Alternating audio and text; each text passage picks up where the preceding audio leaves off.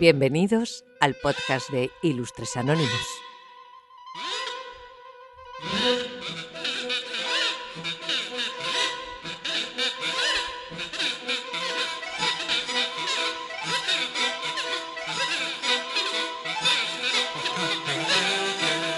Hola a todos y todas y bienvenidos y bienvenidas a Ilustres Anónimos. Soy Víctor y hoy os traigo un episodio muy especial. A lo largo de la historia hemos conocido muchos relatos de reyes, zares y emperadores que con más o menos aciertos han dirigido los destinos de sus naciones, a veces con menos aciertos que más aciertos. Pero pocos finales han sido tan trágicos y sorprendentes como el de la dinastía Románov, los últimos zares de Rusia. Este es un capítulo cargado de intriga, superstición, lealtades mal comprendidas y en última instancia una gran tragedia familiar que se convirtió en un evento histórico de dimensiones colosales. ¿Qué tal estáis? Otra semanita más, finalizando enero, finalizado enero, y nada, a por un nuevo mes, a ver si se nos hace un poquito más corto que enero siempre parece que dura como 3 meses. Y bueno, espero que andéis muy bien, espero que estéis maravillosamente bien. No puedo deciros más. Que sí, que os suscribáis, que le deis a like y que ya sabéis que compartáis el episodio, que siempre lo digo ahí al final y alguno no llega. Pero bueno, tirón de las orejas, alguno no llega. En fin, como decía, quiero empezar situándoos en el ambiente de la Rusia de principios del siglo XX. Imaginad un país inmenso, con una diversidad cultural e idiomática abrumadora, pero sobre todo con grandes contrastes sociales. En las ciudades la industria crecía y los movimientos obreros comenzaban a organizarse. Sin embargo, en el campo vivía la mayoría de la población, campesinos que sobrevivían con lo justo, en condiciones muy duras y con pocas esperanzas de progresar. Las desigualdades eran tan fuertes que se gestaba una tensión casi palpable. Al mismo tiempo, la nobleza y la corte del zar parecían vivir en un universo paralelo. Bailes, cenas fastuosas, vidas rodeadas de lujos, un mundo tan lejano de la realidad de la gran mayoría que no tardaría en explotarles en la cara. Parece mentira que no aprendieran de sus vecinos los franceses.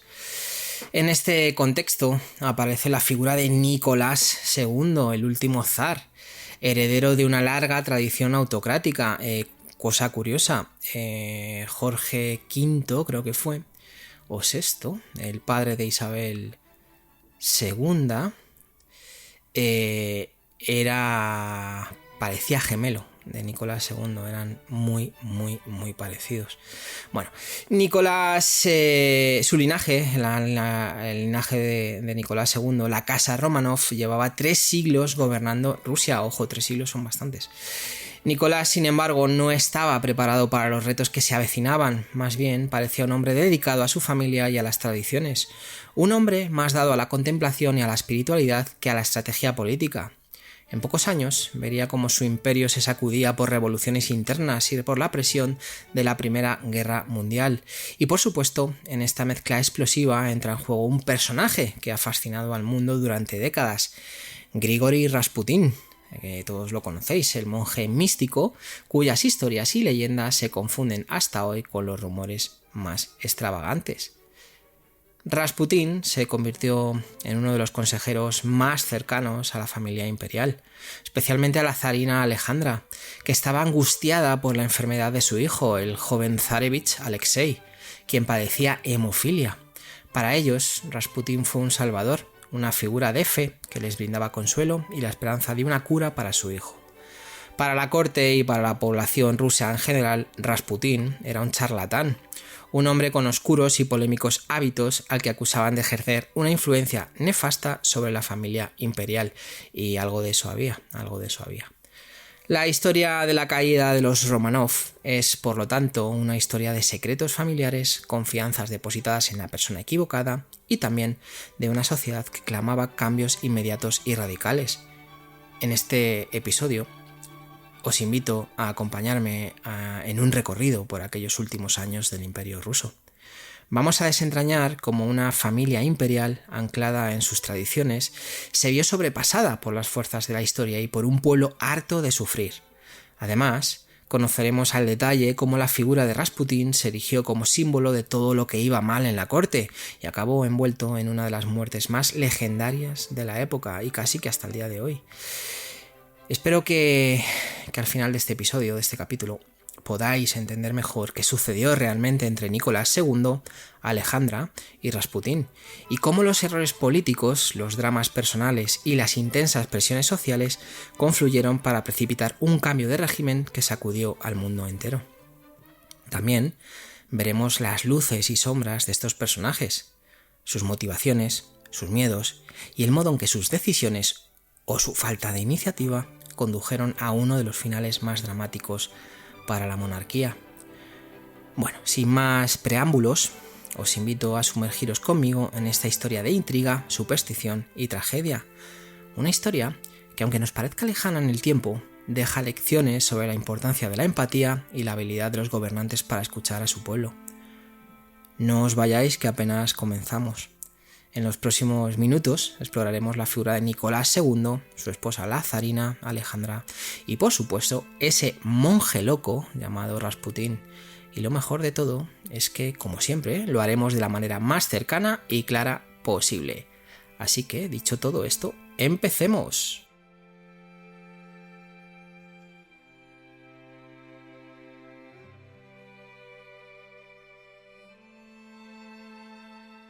Bueno, pues ahora que conocemos el contexto general de Rusia a principios del siglo XX, entremos de lleno en la figura de Nicolás II, el último zar. Su historia personal es clave para entender por qué el Imperio ruso fue incapaz de adaptarse y en última instancia se precipitó hacia la revolución. Para empezar, imaginemos a Nicolás II como un niño que creció entre ceremonias cortesanas y el peso de una tradición de más de 300 años de gobierno autocrático. Su padre, el zar Alejandro III, era un hombre de carácter recio, profundamente conservador y convencido de la necesidad de mantener el poder absoluto de la monarquía. Bajo esa sombra, Nicolás nunca desarrolló habilidades políticas sólidas. No se esperaba de él ser un gran reformador, sino perpetuar el statu quo. Desde joven, Nicolás fue educado en la devoción de la Iglesia ortodoxa y en la reverencia casi sagrada hacia la figura del zar. La corte rusa lo preparó, en teoría, para ser el heredero de un gran imperio. Sin embargo, la formación que recibió era más bien superficial en cuanto a manejo de Estado. Se hacía hincapié en la obediencia, la etiqueta y el protocolo, pero muy poco en materias como economía o cuestiones sociales. Según relatos de quienes lo conocieron, Nicolás mostraba un carácter afable y reservado, con destellos de timidez que a veces se confundían con frialdad. Además, solía evitar los conflictos de manera pasiva, lo cual resultaría problemático cuando llegara la hora de tomar decisiones trascendentales. El zar Alejandro III falleció de forma relativamente prematura y Nicolás II asumió el trono con apenas 26 años. De golpe, pasó a dirigir el destino de un país gigantesco, empobrecido en muchas regiones y con tensiones internas que clamaban por cambios. Pese a ello, Nicolás se mantuvo fiel a la herencia de su padre, mantuvo una línea dura y autocrática, renuente a ceder poder ante los movimientos liberales o socialistas que iban ganando fuerza. En el fondo, no se sentía preparado para tales desafíos, pero su sentido del deber y la tradición le impedía admitirlo abiertamente. Esto es lo que pasa cuando no escuchas a tu pueblo. Su indecisión y su terquedad ante las reformas se hicieron evidentes en varios episodios críticos. Uno de los más famosos fue el Domingo Sangriento de 1905, cuando una manifestación pacífica de obreros que marchaba para entregar una petición al zar fue reprimida brutalmente por la Guardia Imperial frente al Palacio de Invierno en San Petersburgo. Aunque Nicolás no dio la orden directa de disparar contra los manifestantes, fue a él a quien se responsabilizó moralmente por la tragedia. Este suceso marcó un antes y un después en la percepción popular. El zar, hasta entonces idealizado por algunos sectores del pueblo como un padrecito o un padre bondadoso, pasó a ser visto como un tirano lejano e insensible. La presión social tras este domingo sangriento obligó a Nicolás II a conceder ciertas reformas, como la creación de una Duma, que es una asamblea representativa para el que no lo sepa. Sin embargo, casi desde su nacimiento, aquella Duma se vio sometida a restricciones y disoluciones arbitrarias por parte del zar, que buscaba mantener el control absoluto. Esto el otro día hablábamos de las oligarquías. Bueno, al final esto no deja de ser también muy similar a una oligarquía, ¿no? Es alguien que mantiene el poder. En este caso erige una Duma en plan de, bueno, vamos a hacer que la gente piense que tienen algo que decir, pero bueno, en este caso era más tramoya que realmente algo real, ¿no? Bueno, este querer mantener el control absoluto alimentó aún más el descontento social, ¿no? Y dio alas a los revolucionarios, que consideraban que las reformas moderadas no eran suficientes para solucionar los problemas de desigualdad y represión. Otro factor clave en su reinado fue la guerra. Primero, la humillante derrota en la guerra contra Japón entre 1904 y 1905 puso en evidencia la mala administración y la falta de modernización del ejército ruso. Luego, la Primera Guerra Mundial, del 14 al 18, supuso un golpe definitivo al imperio. La economía y la moral de las tropas se vinieron abajo, y las grandes bajas en el frente incrementaron el descontento de la población. Aún así, Nicolás, empecinado en ejercer el mando supremo de las Fuerzas Armadas, dejaba a su esposa Alejandra al frente de la administración interna, hecho que generó resentimiento y críticas despiadadas, y no es para menos. Y todo esto que estoy diciendo se parece mucho al actual presidente / tirano de Rusia. No han aprendido mucho. En el plano personal, Nicolás II estaba profundamente enamorado de su esposa, menos mal, la zarina Alejandra. Se conocieron en la adolescencia y, contra la voluntad de algunos miembros de la corte, consolidaron su relación. Se dice que su matrimonio fue muy sólido, emocionalmente hablando. Compartían una visión de la monarquía casi sacra y un fervor religioso intenso. Alejandra lo admiraba y lo apoyaba, y Nicolás le correspondía con devoción. Sin embargo, este núcleo tan cerrado les hacía aislarse de los problemas reales del país. De hecho, muchos contemporáneos afirmaban que Alejandra ejercía una influencia significativa sobre las decisiones del zar, especialmente en cuestiones de fe y más tarde en la relación con Rasputín. La tragedia de su hijo, el zarevich Alexei, diagnosticado con hemofilia, ocupaba gran parte de las preocupaciones familiares. Hay que entender que la hemofilia a principios del siglo XX, pues bueno, el tratamiento y demás era lo que era. Es decir, había una posibilidad muy alta de que el niño muriera, ¿no? De que el niño muriera. Hoy por hoy la hemofilia sigue siendo un problema, ¿no? Igual que que tiene hemofilia, pues sigue siendo un problema. Bueno, el joven Alexei heredó de su madre esa enfermedad que impedía la correcta coagulación de la sangre, y cualquier herida o golpe podía poner en riesgo su vida. No hace falta que sangres, es decir, no hacía falta que se hiciera un corte, un golpe, un hematoma interno, el hecho de no poder coagularse bien la sangre podría provocar, pues eso, que se desangrara. Esta angustia constante contribuyó a que la familia se refugiara en la búsqueda de sanadores, entre comillas, o líderes espirituales, anhelando un milagro que los librara del sufrimiento. Y ahí fue donde apareció Rasputín, quien prometía alivio para Alexei y por ende alivio para la propia familia imperial. En resumen, Nicolás II se encontró atrapado en un destino que en gran medida él mismo desconocía cómo manejar. Por un lado, sus convicciones religiosas y su sentido del deber monárquico lo llevaban a mantener una posición autocrática, inamovible. Por otro lado, las presiones sociales, económicas y políticas eran cada vez más asfixiantes. Lo que necesitaba Rusia en aquel momento era un gobernante con capacidad de adaptación y visión de futuro, pero Nicolás, por desgracia, no supo o no quiso encarnar ese papel. Y cuando la tormenta llegó, lo hizo con una fuerza imparable. Bueno, pues ya sabemos un poquito más del último zar de Rusia, de Nicolás II, y de cómo era, de su carácter y de su forma de ser. Bueno, ahora vamos a centrarnos en la figura de Alejandra Romanov, la zarina consorte de Nicolás II. Si bien la historia de ella no es tan conocida en comparación con la de su esposo, su influencia sobre el zar y los acontecimientos de la época fue sin duda fundamental para entender la caída de la monarquía rusa.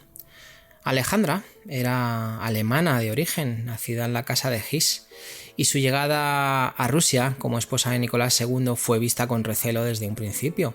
Esto siempre pasa. A María Antonieta le pasó lo mismo. Ella era austriaca y cuando fue a Francia para casarse con el delfín,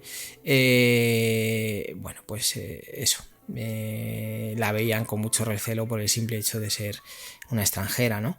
Bueno, en un país con una fuerte tradición nacionalista, la presencia de una esposa extranjera en el trono fue algo que muchos en la corte y en la aristocracia no aceptaron con facilidad. La familia imperial rusa, aunque no ajena a alianzas matrimoniales con casas extranjeras, se mantenía profundamente unida a la religión ortodoxa, y el hecho de que Alejandra fuese protestante antes de su matrimonio con Nicolás la ponía en una posición delicada frente a la corte, organizada en torno a la Iglesia ortodoxa rusa. A pesar de esta desconfianza, la joven zarina encontró refugio en su devoción religiosa, una fe que se convirtió en el núcleo de su vida. Alejandra era muy devota, tanto que su religión no era solo una práctica personal, sino que buscaba que toda la familia imperial se sustentara en ella. Esto, en parte, influyó en la decisión de Nicolás de adherir a su visión tradicionalista y conservadora para afrontar los crecientes problemas de su reinado. Sin embargo, la obsesión religiosa de la zarina, unida con su carácter introvertido y aislado, la distanció de los miembros de la corte y del pueblo ruso. Muchos la veían como una figura distante, que no entendía las necesidades y el sufrimiento de su pueblo. A lo largo de su vida, como zarina, Alejandra mostró un amor incondicional y protector por su hijo Alexei, cuya salud, a causa de la hemofilia que padecía, aterrorizaba tanto a ella como a Nicolás. El zarevich, el heredero al trono, era un niño frágil, cuya condición convirtió a la madre en una mujer sumida en la desesperación por encontrar un remedio a su padecimiento. Fue en esta angustia donde Rasputín, un hombre aparentemente humilde y carismático de Siberia, apareció en su vida. Rasputín ganó la confianza de la zarina después de haberse presentado como alguien que podía aliviar el sufrimiento de Alexei. Alegó tener poderes de curación. A medida que el joven, demasiado frágil para los estándares de la época, sufrió episodios dolorosos, Rasputín logró estabilizar su estado de salud, y en este contexto, la relación entre él y Alejandra se fue afianzando. A partir de ese momento, la zarina depositó en Rasputín una confianza casi ciega. Su presencia en la corte fue sumamente controvertida, si bien no solo porque su figura fue considerada mística, sino también por las malas lenguas que hablaban de su vida licenciosa y escandalosa, que incluía rumores sobre sus excesos en el ámbito sexual y bebidas alcohólicas, algo que era así. La influencia de Rasputín sobre la zarina tuvo repercusiones políticas significativas. Alejandra se dejó guiar por la figura de Rasputín en la toma de decisiones importantes, lo que la llevó a ser aún más despreciada por la corte, ya que las decisiones del zar comenzaron a molestar a gran parte en este caso, del aparato político. Rasputín, quien pasaba largas temporadas en la corte, se convirtió en uno de los personajes más demonizados, a la par de quien muchos culpaban de los desastres de la monarquía rusa. Para muchos en Rusia, Rasputín era el centro de todo lo que iba mal en la casa de los Románov. Se le atribuían malas decisiones políticas, descontrol de la administración del régimen e incluso los escándalos sobre la moralidad de la familia imperial. Lo trágico es que la zarina no podía ver que el verdadero daño no venía de Rasputín, sino de su propia incapacidad para reconocer la alienación política y social que afectaba a Rusia. Alejandra y Nicolás, al dirigirse casi exclusivamente a su fe y a Rasputín, contribuyeron sin quererlo a evitar la toma de decisiones racionales sobre las numerosas reformas que la sociedad rusa exigía a gritos. Así que la figura de Alejandra es, en muchos aspectos, la de una mujer atrapada en su devoción, en su amor a su familia, pero igualmente limitada por la falta de habilidad política y la capacidad de escuchar las necesidades del pueblo ruso. Siguiendo un poco con la figura de Alejandra, por conocerla un poquito más y siendo un personaje central, ¿no?, en la historia de los últimos Románov, realmente es que se opaca, ¿no?, un poco su figura por el hecho de que ahí están Nicolás II o Rasputín, ¿no?, que parece que son siempre los más importantes de esta jugada. Sin embargo, para entender por qué las decisiones del zar tomaron el rumbo que tomaron, es indispensable que conozcamos a la mujer que estuvo detrás de él, ¿no? Como decía Alejandra, cuyo nombre de nacimiento era Alix de Hesse-Darmstadt, provenía de la nobleza alemana. Era nieta de la reina Victoria de Inglaterra, de modo que por sus venas corría sangre de varias casas reales europeas.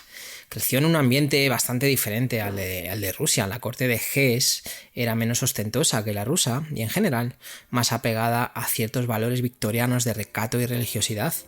Desde el principio, algunos sectores, como decía antes, de la nobleza vieron con desconfianza a esta joven alemana, temiendo que no lograra adaptarse a las costumbres ortodoxas y al glamour de San Petersburgo. Cuando se casa con el entonces zarevich Nicolás, Alejandra se convirtió a la Iglesia Ortodoxa y adoptó el nombre de Alexandra Feodorovna, que es como se la conocía o como se la conoció oficialmente en Rusia. Aún así, arrastró con ella un fuerte acento extranjero y la fama de ser demasiado reservada.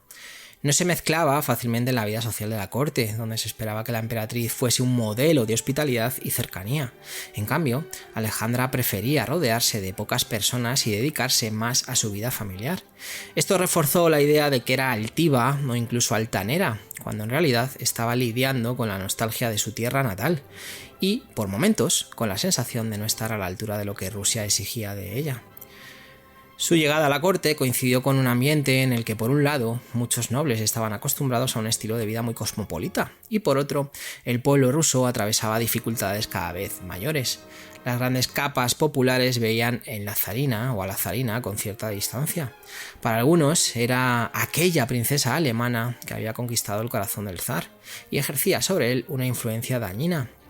La propaganda contraria a la monarquía no tardaría en explotar esos prejuicios, alimentando la sospecha de que, sobre todo durante la Primera Guerra Mundial, la zarina podía estar incluso traicionando a Rusia por su origen alemán. Sin embargo, la faceta que más marcó la vida de Alejandra fue su intensa fe y la devoción por su familia, en especial por sus hijos. Como decía antes, aparte del zarevich, fue madre de 5 o 4 hijas: Olga, Tatiana, María y Anastasia, la famosa Anastasia, y finalmente, como decía, el heredero, el zarevich Alexei. La ilusión de dar un heredero varón al trono ruso fue enorme, pero quedó empañada al descubrirse que Alexei, como decía antes también, padecía hemofilia, una enfermedad hereditaria para la cual no existía cura en aquella época. La desesperación que sentía la zarina ante el estado de salud de su hijo la llevó a buscar ayuda de todo tipo de sanadores, místicos y curanderos, con la esperanza de hallar un remedio milagroso o al menos un alivio a los constantes riesgos que sufría el joven. Bueno, esto explica completamente a Rasputín, cuando apareció Rasputín, asegurando que podía ayudarle, como decía también antes. Bueno, Alejandra deposita en él su confianza, y se habla casi de un vínculo casi obsesivo, ¿no?, entre la zarina y Rasputín. Ellos estaban convencidos, sobre todo ella, de que este monje poseía dones especiales, ¿no?, y que gracias a su intervención, pues Alexei es verdad que consiguió mejorar, ¿no?, como también comentábamos antes. En realidad nadie sabe a ciencia cierta hasta qué punto sus métodos tuvieron un efecto médico o psicológico, pero Alejandra interpretó cada supuesta mejoría como un milagro. Pues ya está. Pues aquí tenemos la historia ya casi montada, ¿no? Casi montada. Bueno, la personalidad de esta zarina, de Alejandra, se transformó, ¿no?, por esta situación. A veces mostraba una gran fortaleza al aferrarse a su fe, pero también desarrolló un carácter muy susceptible a la influencia de quienes se presentaban como guías espirituales. Era profundamente religiosa y creía que la autocracia del zar estaba avalada por un designio divino, o el derecho divino, ¿no?, que dicen en todas las monarquías. Bueno, de ahí que fomentara Nicolás la idea de que no debía ceder a las presiones populares ni a los movimientos reformistas.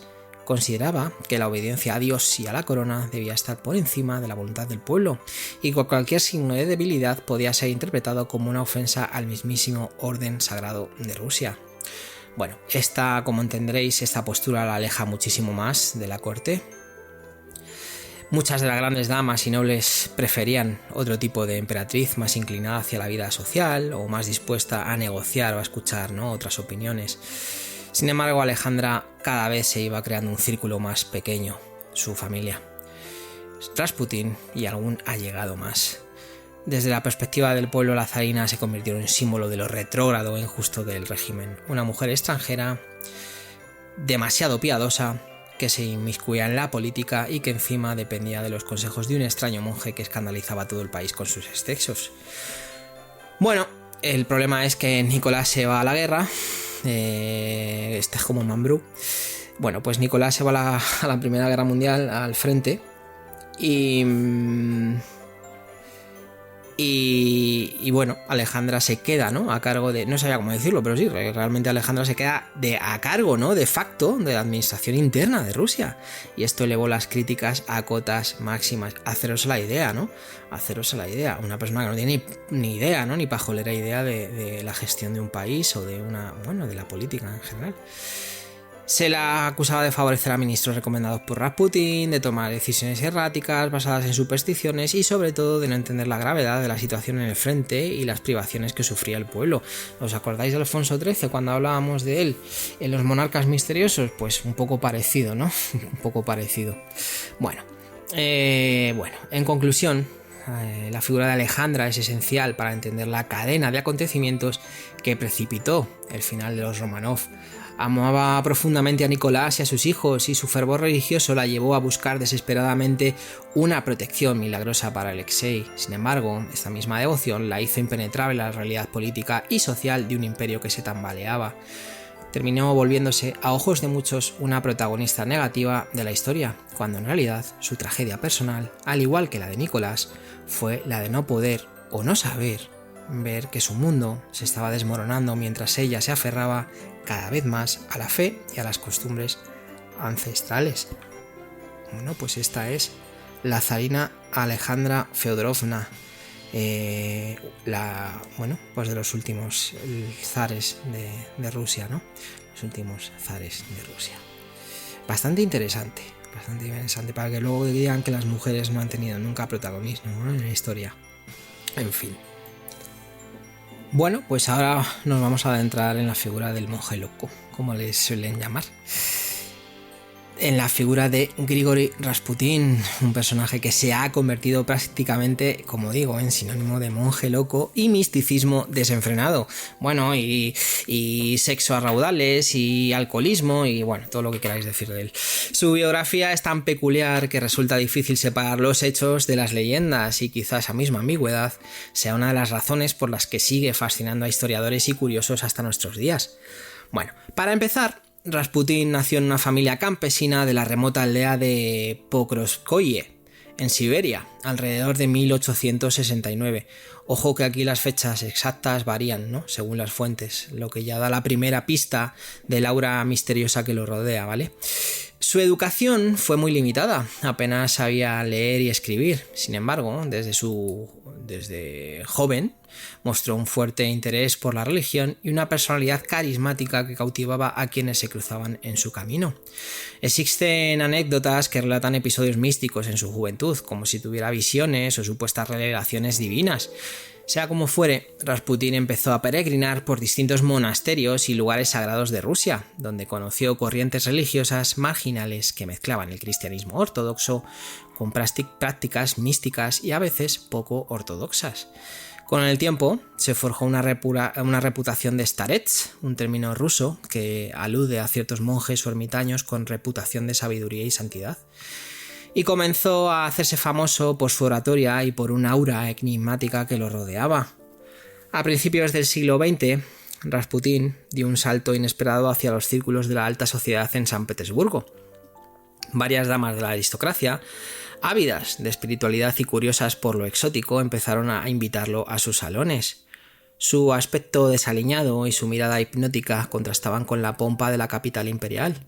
Con el tiempo se forjaron todo tipo de mitos a su alrededor, que podía ver el futuro, que tenía poderes curativos, que su sola presencia calmaba dolencias físicas.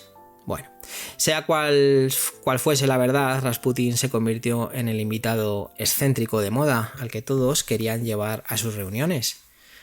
La puerta hacia el palacio de los Romanov se abrió sobre todo porque corría el rumor de que era capaz de aliviar los sufrimientos de los enfermos gracias a su fervor religioso y a sus plegarias.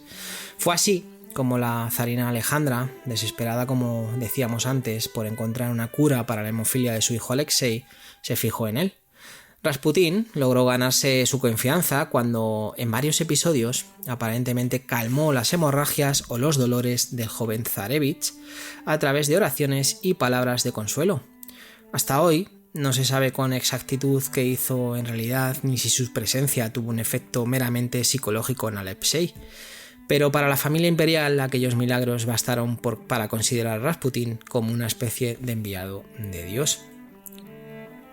La fama de Rasputín creció de forma vertiginosa. Comenzó a codearse con ministros y altos funcionarios. Incluso se decía que Nicolás II, aunque más escéptico, le concedía reuniones privadas atendiendo a los ruegos de Alejandra. Pero la influencia real de Rasputín en la política del imperio ha sido un tema muy debatido. Algunos sostienen que en realidad su papel se limitaba a recomendar a ciertos funcionarios o a aconsejar en temas espirituales. Otros afirman que tuvo un poder decisivo en nombramientos y destituciones y que fue el artífice de decisiones erráticas que minaron la confianza del pueblo en la monarquía. Bueno, este era, por lo que se ve, era un mandamás, ¿no? Era un mandamás. Lo que sí que sabemos con certeza es que su reputación se fue enturbiando cada vez más. Circulaban rumores de que Rasputín llevaba una vida disoluta, reuniones nocturnas con mujeres, alcohol en exceso y en general un comportamiento que escandalizaba a buena parte de la sociedad rusa. La nobleza, que conocía estos chismes, se escandalizaba al ver cómo el monje, al que la zarina llamaba hombre de Dios, podía al mismo tiempo entregarse a juergas épicas. La prensa, que empezaba, imaginaros, ¿no? Siglo XX, principios, la prensa que empezaba a tener cada vez más libertad para criticar, aprovechaba cada oportunidad para lanzar titulares sobre sus supuestas aventuras y orgías secretas. Para muchos, Rasputín se convirtió en el símbolo de la decadencia de la corte, un campesino inculto con influencias políticas, fiestas desmedidas y una aparente impunidad garantizada por el zar. Algunos grupos aristocráticos y políticos comenzaron a conspirar para apartarlo del círculo imperial a cualquier precio. Sentían que no solo estaba dañando la imagen pública de la familia real, sino que además ponía en riesgo la estabilidad del Estado al promover funcionarios incompetentes o corruptos bajo su protección. Bueno, pues otro, que era un santo varón. Un santo varón. La conjura para asesinarlo culminó en diciembre de 1916. Se organizó una reunión en el palacio del príncipe Félix Yusupov, supuestamente para mantener un encuentro social. Los conspiradores intentaron envenenar a Rasputín con cianuro, disuelto en pasteles y vino dulce. Según la leyenda y los relatos del propio Yusupov, Rasputín se mostró extrañamente resistente al veneno y no caía fulminado como se esperaba. Sea porque la dosis era insuficiente o porque el veneno estaba mal preparado o por algún otro motivo, aquello no funcionó como se planeaba. El siguiente paso fue usar la fuerza. Le dispararon varias veces, lo golpearon, lo ataron y finalmente lo arrojaron al río helado Neva. Posteriormente se encontraron pruebas de que probablemente murió ahogado, un detalle que ha alimentado el mito de su resistencia sobrenatural. La muerte de Rasputín puso de manifiesto, ojo, no me habéis entendido mal, le envenenaron, le dispararon, le golpearon, lo ataron, lo tiraron al río y encima después de todo esto no murió por las heridas, murió ahogado. Bueno, como digo, la muerte de Rasputín pone de manifiesto las tensiones internas en la nobleza y en la propia corte, que ya no confiaba ni siquiera en el propio zar. Muchos vieron su asesinato como una forma desesperada de salvar a la monarquía, quitándole el peor elemento de desprestigio. Pero de hecho, llegó demasiado tarde. El descontento generalizado y la situación caótica de la Primera Guerra Mundial continuarían y las fuerzas revolucionarias seguirían ganando terreno. Para la historia, Rasputín quedó inmortalizado como un siniestro personaje que encarnaba la decadencia de los Romanov y al mismo tiempo un místico enigmático, ¿no?, cuyos supuestos poderes curativos siguen siendo objeto de debate. Bueno, En definitiva, Rasputín fue alguien que con su origen humilde y su personalidad magnética se convirtió en una figura clave y controvertida en la corte de Nicolás II. Algunas fuentes lo muestran como un vividor, manipulador, otras como un hombre con una profunda fe y un cierto talento natural para la persuasión. Lo que parece claro es que la influencia que tuvo sobre Alejandra, y en menor medida sobre Nicolás, lo llevó a ocupar un lugar central en una de las épocas más convulsas de la historia rusa. Y por supuesto, su muerte violenta contribuyó a forjar la leyenda de un hombre al que no se podía matar fácilmente. Bueno, pues este era Rasputín. Y tenía la fama que tenía fama de eso, de ser como era, y luego tenían fama las fiestas, las orgías, el alcoholismo, el mal olor, todo, ¿no? Todo lo que este tío, bueno, de todo lo que Rasputín daba de sí, ¿no? Daba de sí. Bueno, pues este era Rasputín, y así entendemos un poquito mejor qué pasó. Bueno, pues llegados a este punto, tras conocer a Nicolás II, la zarina Alejandra y la magnética presencia de Rasputín, nos adentramos en los acontecimientos que precipitaron el fin de la dinastía Románov. Si bien la influencia de Rasputín y las decisiones autocráticas del zar minaron la reputación de la monarquía, no podemos entender la magnitud de su caída sin analizar el contexto de la Primera Guerra Mundial y las explosiones sociales que sacudieron a Rusia hasta los cimientos.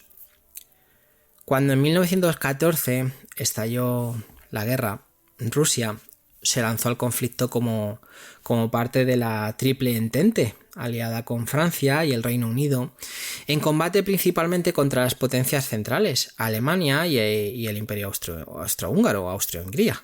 El fervor patriótico inicial unió temporalmente a la población, que en gran medida seguía viendo al zar como un líder capaz de defender el honor ruso frente a amenazas externas. Sin embargo, las expectativas chocaron pronto con una cruda realidad. El ejército ruso estaba mal preparado, mal equipado y con una organización deficiente. La cadena de derrotas y las pérdidas humanas descomunales comenzaron a hacer mella en la moral de los soldados y en la opinión del pueblo. Ante la emergencia de la guerra, Nicolás II decidió asumir personalmente el mando supremo de las tropas en 1915, dejando el gobierno, como decíamos antes, en manos de Alejandra y, en la práctica, ampliando así el margen de intervención de Rasputín. La zarina, no obstante, no tenía la experiencia ni la habilidad política para gestionar una nación al borde del colapso. Sus decisiones de gobierno, muchas veces basadas en consejos de personas que gozaban de su confianza por razones espirituales, antes que por competencias administrativas, terminaron de cavar la fosa de la monarquía a ojos de gran parte de la aristocracia y de la población. Esto es lógico, ¿no? Al final, si dejas el poder en manos de alguien que seguía más en base a sus sentimientos religiosos o al misticismo, evidentemente todo va a caer por su propio peso, ¿no? Esto es una baraja de naipes, un castillo de naipes, y al final acabará cayendo.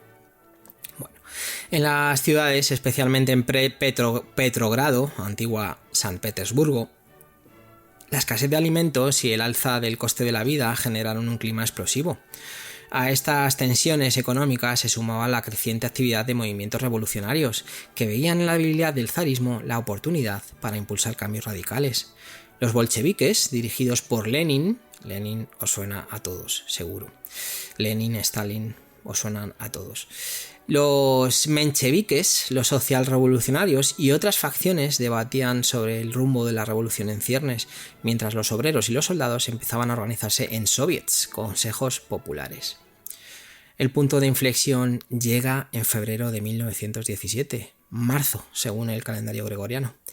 En Petrogrado se produjeron levantamientos espontáneos de obreros que exigían pan y el fin de la guerra. A estas protestas se unieron soldados que desertaban en masa o se negaban a reprimir a sus propios compatriotas hambrientos.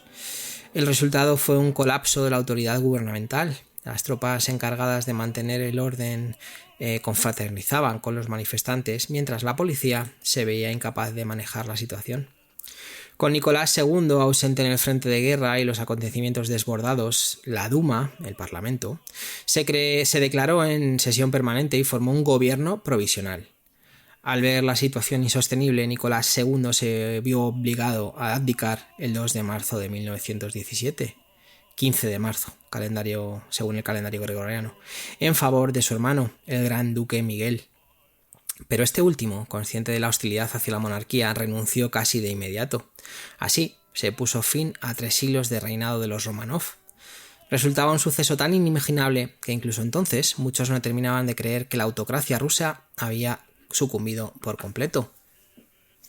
A partir de ese momento, la familia imperial, bajo órdenes del nuevo gobierno provisional, fue trasladada primero al palacio de Tsarskoye Selo y luego a Tobolsk, en Siberia. Allí vivieron un arresto domiciliario, con restricciones cada vez mayores. Sus vidas cotidianas se redujeron a la convivencia familiar en un ambiente de tensión y nostalgia de los salones dorados de San Petersburgo, que habían pasado, ¿no? de esos salones, habían pasado a una reclusión donde debían realizar tareas domésticas y llevar una vida mucho más austera. Aún así, mantenían cierta esperanza de que alguna potencia extranjera, por ejemplo lo que decían antes, ¿no? El Reino Unido, donde reinaba el primo de Nicolás, el rey Jorge V, que ya os digo, era como si fueran gemelos, les ofreciera asilo. Sin embargo, las circunstancias políticas y la impopularidad de los Románov hicieron que esas esperanzas se desvanecieran. Bueno, pues tenemos ya casi aquí la tragedia en ciernes, ¿no? La tragedia en ciernes.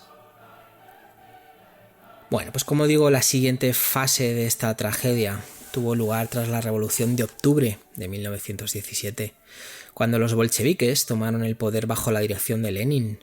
Si bien, en un principio los líderes revolucionarios debatieron sobre el destino de la familia imperial, algunos proponían un juicio público, por ejemplo, la situación bélica y el temor a que los Románov se convirtieran en un estandarte para las fuerzas contrarrevolucionarias hicieron que se tomara la decisión más extrema. Con el avance de la guerra civil, los bolcheviques trasladaron a la familia a Ekaterimburgo, en los Urales, un lugar donde se sentían que podían mantenerlos con un mayor control. Bueno, los últimos días de los Románov se desarrollaron os sonará a lo mejor, en la llamada Casa Ipatiev, rebautizada por los revolucionarios como la Casa del Propósito Especial. Hoy en día esa casa ya no existe, se tiró, se derrumbó. Allí, por lo que vamos a contar ahora, allí vivieron bajo una estricta vigilancia. Se les negó la comunicación con el exterior, apenas podían salir al jardín y las condiciones de vida eran mucho más duras que en Tobolsk. A pesar de todo, la familia se las arreglaba para mantener una rutina diaria que incluía la oración, la lectura y clases a los hijos, tratando de conservar algo de normalidad en medio de la incertidumbre total sobre su futuro. La noche del 16 al 17 de julio de 1918, esa fatídica noche, tras meses de confinamiento, se les ordenó bajar al sótano con el pretexto de que se había producido una situación de peligro en Ekaterimburgo y debían resguardarse. En esa bodega, Nicolás, Alejandra, sus 5 hijos y los sirvientes que los acompañaban fueron fusilados por un pelotón de la policía secreta bolchevique, la Checa. La escena, según los relatos posteriores, fue caótica. Algunos miembros de la familia no murieron inmediatamente debido, entre otras razones, a que las joyas cosidas en sus ropas servían como una especie de chaleco antibalas, lo cual hizo que acabaran con ellos a bayonetazos, acabaran con las hijas a bayonetazos, ¿no? Bueno, también hay quien dice que la excusa para despertarles en medio de la noche y bajarles abajo era para hacerles una foto familiar y que allí se encontraron con todo este percal, ¿no? Bueno, finalmente todos fueron ejecutados, como digo. Sus cuerpos fueron llevados a un bosque cercano donde se intentó destruir las huellas del crimen, quemando y arrojándolos a fosas. La noticia de la ejecución se mantuvo en secreto durante un tiempo, generando especulaciones e incluso alimentando la leyenda de posibles supervivientes, especialmente en el caso de la gran duquesa Anastasia. Todos conocéis la historia de Anastasia Romanov, de la princesa Anastasia, de la gran duquesa Anastasia en este caso. Así, de esta forma tan trágica y tan dura y tan... concluyó el reinado de una familia que había gobernado un vasto imperio durante 3 siglos. Siempre lo digo, no justifico. Yo sé que son 3 siglos de una autocracia, de una familia que había abandonado un poco al pueblo, de un pueblo que se sentía abandonado realmente. Pero siempre digo lo mismo, y me da igual quiénes sean los buenos y quiénes sean los malos en cada caso. Creo que hay más opciones. Creo que mandar a los Romanov a Reino Unido, a otro país, dejarles que se exiliaran, no hubiera supuesto nada para estos bolcheviques, ¿no? Para esta Checa, para esta Rusia revolucionaria, ¿no? Más allá, ¿no?, de lo que quieran decir, no, es que iban a estar fuera, iban a ser una especie como de bandera, ¿no?, para aquellos que quisieran ser contrarrevolucionarios. Bueno, tampoco ya estaba Rusia en esas lides, ¿no? Y hubiera sido más un acto de humanidad que otra cosa, ¿no?, el dejarles irse. No fue el caso, ¿no? No fue el caso. El magnicidio de los Romanov, además de un hecho atroz, simbolizó el derrumbe definitivo de la vieja Rusia monárquica y el surgimiento de un estado revolucionario que cambiaría el orden mundial. Para unos se trató de un crimen político inevitable en el contexto de la guerra civil y la incipiente Unión Soviética. Para otros fue una venganza cruel e innecesaria. Lo cierto es que marcó el fin de una era y el inicio de una nueva realidad, no solo para Rusia, ojo, sino para el mundo entero. Este dramático desenlace, rodeado de misterio y violencia, sigue generando interés histórico y emocional. Documentos y estudios posteriores han intentado reconstruir paso a paso cómo fueron estas últimas horas de los Romanov, qué papel exacto jugaron las distintas facciones bolcheviques y hasta qué punto temían que una posible liberación de la familia por parte de las fuerzas blancas antirrevolucionarias pudieran suponer un golpe a la revolución. En cualquier caso, como digo, la tragedia de los Romanov pasó a la historia como uno de los capítulos más sombríos y conmovedores de la transformación de Rusia. Un episodio que cierra con sangre y dolor la historia de una familia que no supo o no quiso entender las demandas de un pueblo ansioso de cambio. Bueno, pues así acaba la familia Romanov en un sótano, ejecutada sin un juicio, con fusiles a bayonetazos, porque no morían, porque tenían joyas escondidas en las ropas. Bueno, hay que pensar no solo en el zar y en la zarina, hay que pensar también en los hijos, ¿no? Un niño, un zarevich, Alexei, unas niñas, 4 niñas totalmente inocentes, y el resto, ¿no? Los sirvientes, el médico, en general, una tragedia que sacudió, podríamos decir, el mundo. Una tragedia que sacudió el mundo. Bueno. Llegados a este punto, es inevitable reflexionar sobre la magnitud de los acontecimientos que hemos repasado. La caída de los Romanov no fue simplemente el fin de una familia real, ojo, supuso el derrumbe de todo un sistema que había regido Rusia durante siglos, no solamente los últimos 3 que estuvieron ellos, ¿no?, los Romanov, sino durante siglos. Sin embargo, no podemos desligar esa enorme conmoción política de los aspectos personales que precipitaron el desastre.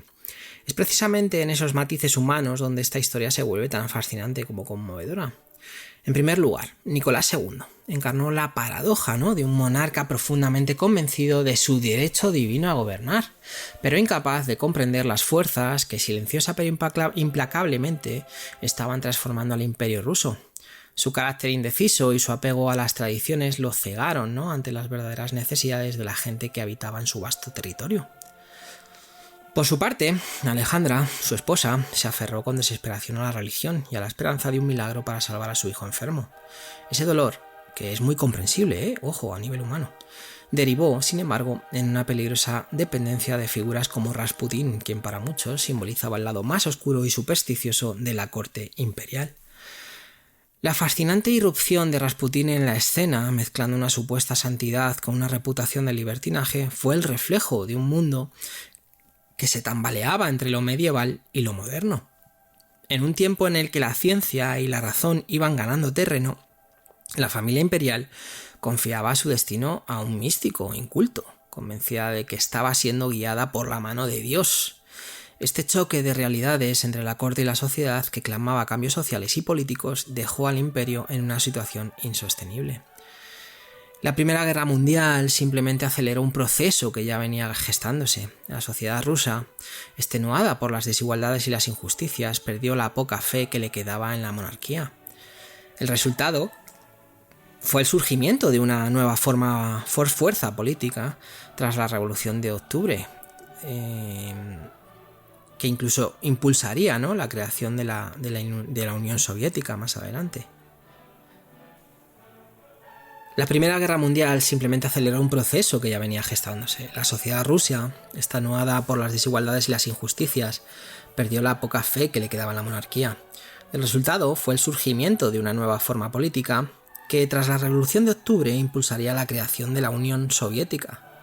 Este nuevo estado no solo significó la desaparición de los Romanov, sino también el fin de la monarquía como forma de gobierno en buena parte de Europa. Con el tiempo, la influencia revolucionaria alcanzó a otros países, modificando radicalmente el mapa político mundial. Y así seguimos hoy. Rasputín y los Romanov de algún modo se convirtieron en el epítome de un mundo en extinción. Él, como un extraño profeta campesino que encarnaba las supersticiones y la religiosidad primitiva, y ellos, como los representantes de una monarquía anacrónica que no supo entender el rumbo que estaba tomando la historia. El cruce de estos dos universos, uno alimentado por la necesidad de fe y el otro por una estructura anclada en el pasado, desembocó en la tragedia que aceleró el nacimiento de una nueva Rusia. En retrospectiva, resulta casi inevitable preguntarse qué habría sucedido si Nicolás II hubiera sido un líder más pragmático y flexible, o si Alejandra hubiera encontrado ayuda médica eficaz para su hijo en lugar de buscar desesperadamente a un taumaturgo. ¿Hubiera bastado eso para salvar a la monarquía? ¿Quién sabe? Tal vez no. Porque las fuerzas sociales, económicas e históricas eran muy potentes, pero sin duda habrían sido factores clave que, de haberse manejado con más tacto, habrían cambiado el curso de los hechos, o al menos retrasado el desenlace. Y así concluye una de las etapas más convulsas y apasionantes de la historia de Rusia, un país que pasó de la autocracia centenaria a la revolución en un abrir y cerrar de ojos, y nunca mejor dicho. La caída de los Romanov y la turbulencia política, que la acompañó siguen siendo un recordatorio de que ningún sistema de gobierno, por muy arraigado que esté, está a salvo de la inadaptación. Cuando los dirigentes no sintonizan con las demandas de su pueblo, cuando las diferencias se hacen insalvables y el hambre aprieta, la historia acaba imponiendo cambios drásticos. Bueno, pues esta es un poco la historia de los últimos zares de Rusia, de Rasputín, de la revolución rusa, de esta revolución de octubre, de pasar de ser un imperio, de pasar de ser una monarquía a pasar a ser, un país, un conglomerado, ¿no?, podríamos decir, de países, ¿no?, arraigados en el comunismo más exacerbado. Hay que decir que no son los únicos. Cuando las formas de gobierno, en este caso los reyes, dejan de escuchar a su pueblo, es cuando aparecen los problemas. Hay que ser sinceros, el pueblo solamente quiere comer y quiere trabajar. Por desgracia, nos han enseñado que nuestro propósito, o nos han inculcado que parte de nuestro propósito en la vida es tener un trabajo, ¿no? Y por eso cuando nos quedamos sin trabajo, y lo digo con conocimiento de causa, sentimos, ¿no?, esa orfandad, ¿no? Es como si hubiéramos perdido nuestro propósito en la vida, y es una pena porque la realidad debería ser bien distinta, pero no lo es. Pero la gente solamente quiere eso, solamente quiere llevarse algo a la boca y poder trabajar tranquilos. A los franceses les pasó igual.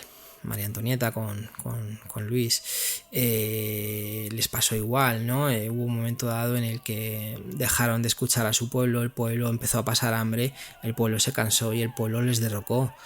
A los zares les pasó lo mismo. Los zares no escuchaban a su pueblo, no atendían a las necesidades de su pueblo, el pueblo no tenía para comer, el pueblo no tenía qué hacer, el pueblo se cansó y el pueblo les derrocó. Y ha pasado así en muchos otros países. La Revolución Americana contra los ingleses, en la propia Inglaterra tuvo un periodo en el que se derrocó al rey. Al final hay mucho de esto, ¿no? Muchas independencias vienen también por todo esto, ¿no? Bueno, pues estamos llegando al final. Y como digo, bien, así llegamos, ¿no?, al final de este viaje, ¿no?, a través de los últimos días del Imperio Ruso y la familia Romanov. Y voy a repetir, ¿no? Voy a hacer un repaso rápido de lo que hemos visto hasta ahora, ¿no? Comenzamos situándonos en una Rusia de contrastes, con una sociedad cada vez más asfixiada por las desigualdades y una corte imperial aferrada a la tradición. Conocimos la figura de Nicolás II, un zar poco preparado para gestionar los cambios que su país, ¿no?, requería con urgencia. Vimos cómo la zarina Alejandra, con su fuerte devoción religiosa y el drama de un hijo enfermo, se aferró a Rasputín, un místico que mezclaba carisma y controversias a partes iguales. Y por último vimos cómo la guerra, la revolución y los errores de gobierno terminaron por derribar el trono más antiguo de Europa, culminando en una tragedia familiar que impactó al mundo entero. Al final, lo que nos deja esta historia es la sensación de que a veces los desenlaces más catastróficos se generan no solo por fuerzas externas, como por ejemplo conflictos bélicos o presiones internacionales, sino también por las decisiones internas de nuestros protagonistas. El aislamiento de los Romanov, la falta de empatía hacia la población y la confianza ciega en un consejero tan cuestionado como Rasputín fueron factores decisivos. Sumado a ello, la desorganización en la guerra y el empuje de unos movimientos sociales cada vez más convencidos de que el zarismo había llegado a su fin, produjo esto, ¿no? Un resultado que fue una revolución, ¿no?, que cambiaría la faz de Rusia y el mundo. Esta historia, plagada de intrigas palaciegas, rumores y silencios, nos recuerda la importancia de la escucha y de la adaptación. La familia imperial, instalada en un mundo que consideraba inamovible, subestimó la determinación de una sociedad cansada de abuso y carencias. Y ese contraste entre el lujo de los palacios y el hambre en las calles acabó por estallar. ¿Acaso hubieran bastado reformas más profundas y sinceras para salvar la monarquía? Bueno, esto por desgracia nunca lo sabremos con exactitud, pero sin duda la cercanía con el pueblo y un mejor entendimiento del momento histórico habrían cambiado radicalmente el destino de los Romanov.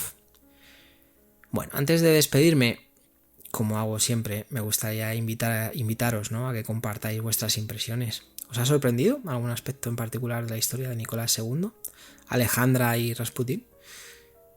¿Sabíais de los detalles de la conspiración para asesinar a Rasputín o las circunstancias exactas de la abdicación del zar? Bueno, estoy deseando, como digo siempre, saber qué os ha parecido más interesante o qué os ha suscitado más curiosidad. Ya sabéis que vuestros comentarios y preguntas son más que bien recibidos. Y nada, lo dicho, hemos acabado ya. Espero que os haya parecido súper interesante. Hasta aquí el episodio de hoy en Ilustres Anónimos y, como digo, espero que hayáis disfrutado de este recorrido y que sobre todo os haya despertado el interés por seguir explorando este periodo tan intenso y determinante para la historia universal. Ya veremos a ver en el próximo episodio de qué hablamos. Seguramente que abordaremos otro capítulo fascinante, pero bueno, de momento me lo reservo, ¿no? Me lo reservaré. Que paséis muy buena semana. Muchísimas gracias de corazón por estar un día más conmigo compartiendo este tiempo, ya sea desde la comodidad de vuestra casa, desde el gimnasio, desde el coche, desde donde sea. Os agradezco muchísimo de corazón que me acompañéis. Espero que paséis una semana maravillosa, que, como digo siempre, que trabajéis mucho o poco. Yo no, por desgracia yo no, de momento no. Y nada, como digo, gracias por acompañarme una vez más. Soy Víctor y esto ha sido Ilustres Anónimos. Nos escuchamos la semana que viene, si Dios quiere, y si no, ya veremos. Hasta la próxima.